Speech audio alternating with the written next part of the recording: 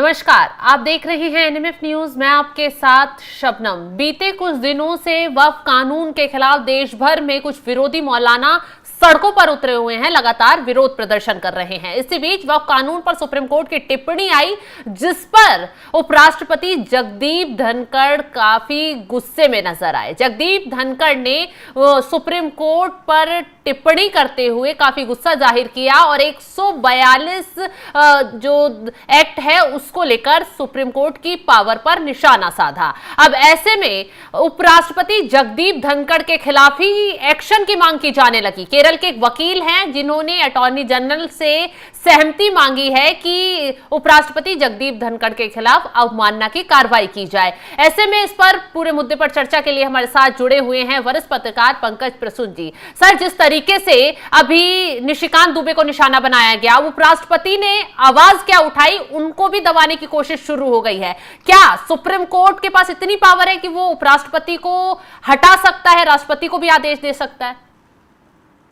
देखिए, बात पावर की नहीं है। अपने शुरुआत में कहा कि वक्फ को लेकर उपराष्ट्रपति ने कहा। हाँ। उपराष्ट्रपति ने अपने संबोधन में वक्फ या उससे जुड़े किसी मामले का कोई जिक्र तक नहीं किया। हाँ। पहली बात। दूसरी बात, उन्होंने 3 जो सवाल उठाए हैं वो समझिए। पहली बात, उन्होंने ये कहा कि हाल ही में जस्टिस वर्मा के घर से कैश बरामद हुआ था, मीडिया ने कवरेज किया था, फायर ब्रिगेड की टीम ने कहा, पुलिस ने पाया, जुडिशरी ने एक एफआईआर तक दर्ज नहीं करने दी और उसके बाद पता चला कि वो किसी दूसरी जगह हाईकोर्ट के जज बन गए। ये सवाल उठाए, बताइए इसमें वक्फ कहां है या क्यों है? हमें क्या है ना, एक नजरिया से देखने की आदत हो गई है कि दुनिया में कोई भी कुछ बोल रहा है तो वक्फ के लिए ही बोल रहा है, ऐसा थोड़ी ना होता है। दूसरी बात, उन्होंने क्या कहा कि आर्टिकल 132 न्यायपालिका के लिए न्यूक्लियर मिसाइल बन गया है। अब इसमें कहां कुछ है, वक्फ से क्या लेना देना है इसका? उन्होंने यह भी कहा कि न्यायपालिका पर लोगों का भरोसा कम हो रहा है। हाँ। जिस तरह जजों की नियुक्ति से जुड़ा विषय है, कोलेजियम सिस्टम है, इसकी चर्चा शुरू हो गई है जनता में। ये अब बताइए कि इसमें क्या ऐसा अवमानना है? क्या बोल दिया? मतलब परेशानी किससे है? वो तो कह रहे हैं ना कि उपराष्ट्रपति के इस तरीके के बयान से न्यायालय की गरिमा और अधिकार को कम करने का प्रयास किया जा रहा है। न्यायालय की गरिमा तो उस दिन चली गई मैडम जिस दिन जज के यहां से कैश बरामद हुआ था। हाँ। उस दिन बड़ी इज्जत बढ़ गई थी क्या न्यायालय की? और जब राष्ट्रपति ने उसी चीज को मेंशन कर दिया तो न्यायालय की गरिमा का हनन हो गया। कुछ नहीं होने जा रहा। ये कुछ वकील हैं जो कि न्यूज में बने रहने के लिए इस तरह की याचिकाएं दायर करते रहते हैं, इनको कोई नहीं पूछता। जिन्होंने याचिका दायर की है उनको पता कर लीजिए कि उनका क्या करियर है, कितना उनको केस मिलता है, कितने पैसे कमाते हैं। सुप्रीम कोर्ट उन्होंने क्या किया कि मैं, हाँ तो ठीक है ना, प्रैक्टिस करने से क्या हुआ, न्यूज में तो आ गया ना कि उपराष्ट्रपति के खिलाफ याचिका दायर कर दी। क्या आधार है? न्यायालय की गरिमा का हनन हो गया। क्या कह दिया? उपराष्ट्रपति खुद कानून के जानकार हैं और जितना संविधान के बारे में इन्हें पता है ना, अच्छे अच्छे वकील इनसे ट्यूशन लेने आते हैं। तो ये मत कहें कि क्या किया और किस में किया। राज्यसभा के प्रशिक्षुओं का एक कॉन्क्लेव था। उन्होंने ये कहा कि आप संवेदनशील बनिए, संवेदनशील नहीं बनिएगा तो ये हाल हो जाएगा। उन्होंने एक उदाहरण दिए। उन्होंने कहा कि हद है, एक जज के यहां से जले हुए कैश बरामद होते हैं, एक एफआईआर तक दर्ज नहीं होती है, वही न्यायपालिका राष्ट्रपति को आदेश दे रही है कि 1 महीने के अंदर फाइल का निष्पादन करो। और जज की कहीं और हाईकोर्ट में नियुक्ति कर दी जाती है, तुरंत शपथ दिलवा दी जाती है। यही तो बात है। बताइए, न्यायपालिका की बड़ी इज्जत बढ़ गई थी उससे। उस वक्त इनकी मर्यादा का हनन नहीं हुआ था और राष्ट्रपति ने कह दिया कि अपने आप में सुधार लाइए, संवेदनशील बनिए, तो बड़ा हनन हो गया। अरे क्या है कि कोई भी वकील कहीं भी याचिका दायर कर देगा तो अब देश परेशान हो जाएगा क्या? और जगदीप धनखड़ क्या है, राह चलते हुए आदमी है, कानून के बारे में इनसे ज्यादा जानकारी है उस वकील को। न्यूज में आने के लिए कुछ भी कर दिया। लेकिन एक पक्ष तो बोल रहा है ना कि सुप्रीम कोर्ट ने टिप्पणी की वक्फ कानून पर तो वो बीजेपी को चुप गई क्योंकि वो पक्ष में जा रही है मुसलमानों के। अरे वाह, राफेल के बारे में सुप्रीम कोर्ट ने टिप्पणी की तो कांग्रेस को चुप गई, और वक्फ के बारे में सुप्रीम कोर्ट ने टिप्पणी की तो बीजेपी को चुप गई, और कल को जाके तीस्ता तलवार या इस तरह के मामले में कोई टिप्पणी की तो लेफ्ट को चुप गई। तो ये चुभते रहे, कोर्ट तो अपना काम कर रहा है। ये ऐसा नहीं होता। मैं बता दूं, अभी कल ही जो अगले सीजेआई बनने वाले हैं क्योंकि अभी बने नहीं है तो उनका नाम लेना, कल उन्होंने एक बहुत मार्के की बात कही है। उन्होंने कहा है, बयान दिया, आप देखिए, उन्होंने कहा है कि हम खुद ही जैसे तैसे चल रहे हैं, ऊपर से जिस तरह हम पर राजनीतिक और सामाजिक दबाव है, हम परेशान हैं। ये अगले होने वाले सीजीआई ने कहा है। उन्होंने कहा है कि न्यायपालिका के हर फैसले पे अब पोस्टमार्टम किया जाता है। हाँ। जैसे तैसे हम चल रहे हैं। अच्छा बताइए, जो अगला सीजीआई बनने वाला है, सबसे वरिष्ठ जज है, वो खुद ही कह रहा है कि न्यायपालिका जैसे तैसे चल रही है। तो इसमें सुधार होना चाहिए कि नहीं? पूर्व जजों ने भी सवाल और जो सुधार की बात, बिल्कुल पूर्व जजों ने सवाल उठाए हैं, खुद ये तो अगले सीजीआई बनने वाले हैं ना। हाँ। इन्होंने कहा कि जजों की स्वतंत्रता और निष्पक्षता पर देश में बहस हो रही है। हाँ। ये अच्छी स्थिति नहीं है। इसे सेंसिटिव रूप में लेने की जरूरत है। ये राजनीतिक पॉलिटिकल स्कोर करने की बात नहीं है।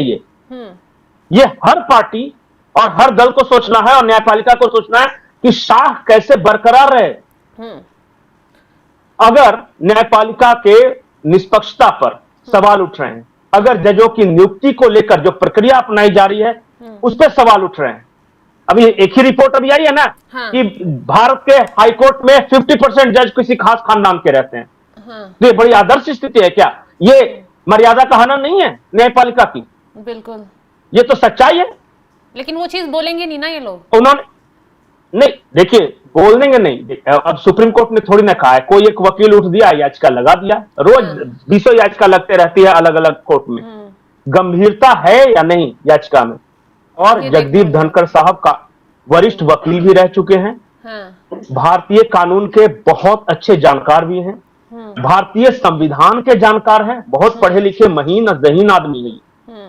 इन्होंने ऐसे ही नहीं हुआ कि राह चलते उठ के कुछ बोल दिया। और आपको क्या लगता है, जो बार काउंसिल ऑफ इंडिया है उसके जो हेड हैं मनन कुमार मिश्रा, वो भी तो बोल रहे हैं। कौन नहीं बोल रहा? कौन नहीं बोल रहा आज जुडिशरी में सुधार के बारे में? लेकिन पंकज जी, 13 मई को संजीव खन्ना का कार्यकाल खत्म हो रहा है, नए सीजीआई आएंगे, लेकिन उससे पहले वक्फ कानून पर सुनवाई होनी है 5 मई को। तो यही कहा जा रहा है कि संजीव खन्ना तो जाते जाते खेल कर जाएंगे। अब जितने लोग उनका केसेस, देखिए केसेस आएंगे जाएंगे। आज ये केस आया, उसके बाद जो हो सकता है राहुल गांधी वाला केस आया, हो सकता है उसके बाद दूसरा केस आया। सुप्रीम कोर्ट में हाई प्रोफाइल मामले आते रहते हैं। इससे पहले भी सुप्रीम कोर्ट ने राम मंदिर पे फैसला किया, 370 को लेके गए थे लोग, उस पर फैसला किया। जो संसद भवन बन रही थी उसको ऑब्जेक्शन लगाने के लिए याचिका दायर की गई थी, उस पर फैसला किया। तो ये काम है सुप्रीम कोर्ट का, वो अपना काम करते रहेंगे। लेकिन ये खेल कर दिया तो जस्टिस रंजन गोगोई ने खेल कर दिया तो फलाने ने खेल, ऐसा नहीं होता। Be sensitive. और ये जो उच्च लोग इस तरह की बात करते हैं कि रिटायर होने वाले हैं तो खेल कर दिया, जिनको कानून के बारे में कुछ जानकारी नहीं, जाके देखिए ऐसा नहीं होता कि बिल्कुल कोई भी जज जो करता है वो फंसता है। देखिए चंद्रचूड़ जी के खिलाफ एक लेटर लिखा है। देखिए उनको भी अपनी साख बचानी होती है, कुछ भी नहीं कर सकता। मतलब सुपर पावर कोई नहीं है। और जो अभी जो सीजीआई होने वाले हैं उन्होंने जो बात कही है उस पूरे देशवासियों को ध्यान से सुनना होगा। उन्होंने कल एक सेमिनार में यह कहा है कि न्यायालय की स्वतंत्रता, उसकी गरिमा लोकतंत्र का एक मजबूत स्तंभ है, महत्वपूर्ण है। ये अगर उस पर लगातार हमले होते रहे हैं और आम आदमी का विश्वास न्याय से डगमगाता है तो ये एक सामूहिक फेल्यूर है और द कंट्री विल कोलैप्स। भरभरा कर गिर जाएगा ये देश।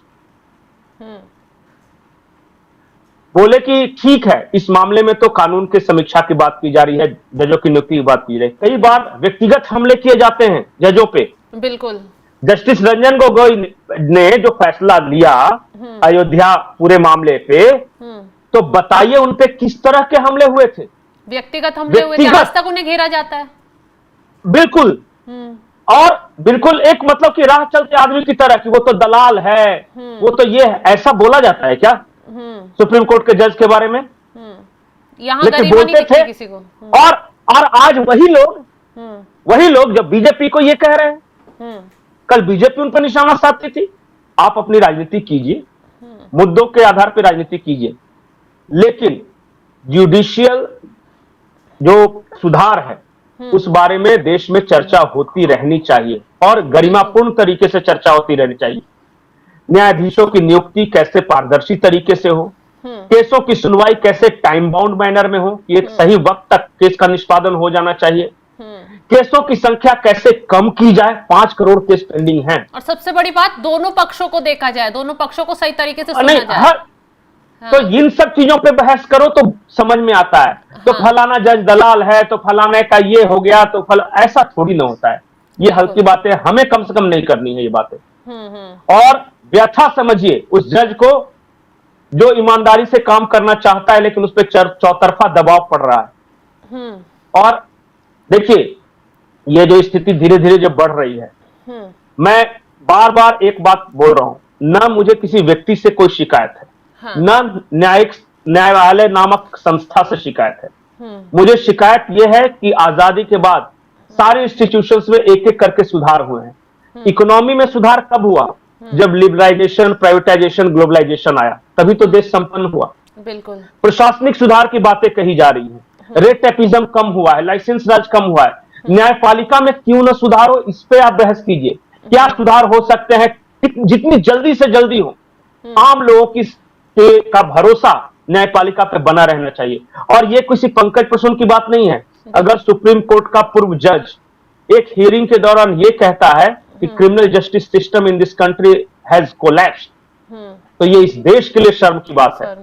बिल्कुल। और इससे कोई न्यायालय की मर्यादा का हनन नहीं हो रहा है। इसमें कोई सुधार की बात की जा रही है तो सुधार की बात होनी चाहिए। एक ही परिवार से उसका बेटा, फिर उसका पोता जज नहीं बनना चाहिए। और जिनका कोई राजनीतिक या पारिवारिक वो नहीं है, तो उन्हें आगे बढ़ने नहीं दिया जाता, वो दबाव में ही दबे रह जाते हैं। यही तो है ना। इसी बात को तो हर कोई कह रहा है। तभी तो कॉलेजियम सिस्टम के खिलाफ केंद्र सरकार और सुप्रीम कोर्ट की और जो इस तरह के लोग करते हैं ना, मैं बताऊं, एक याचिका लॉबी भी है, PIL लॉबी जिसको बोलते हैं। जब किसी तरह का कोई विवाद उठाना हो तो एक PIL दायर कर दो, लाइमलाइट में आ जाओ, चमको। उन चेहरों पर जो है ना, वो जो चमक रहे हैं चेहरे, उन पे कालिक पोतने की जरूरत है। आप समझ रहे होंगे, दर्शक भी समझ रहे होंगे मैं किन वकीलों की बात कर रहा हूं, जो आए दिन इधर उधर बेवजह से PIL दायर करते रहते हैं अपना लाइमलाइट में आने के लिए। इस पर भी रोक लगनी चाहिए। बिल्कुल। मैं सुधार का पक्षधर हूं। ऐसे नहीं चल सकता। और अगर ऐसे ही चलता रहा तो देखिएगा, एक दिन आएगा जब न्यायपालिका के खिलाफ इस देश के लोग सड़कों पर उतरेंगे।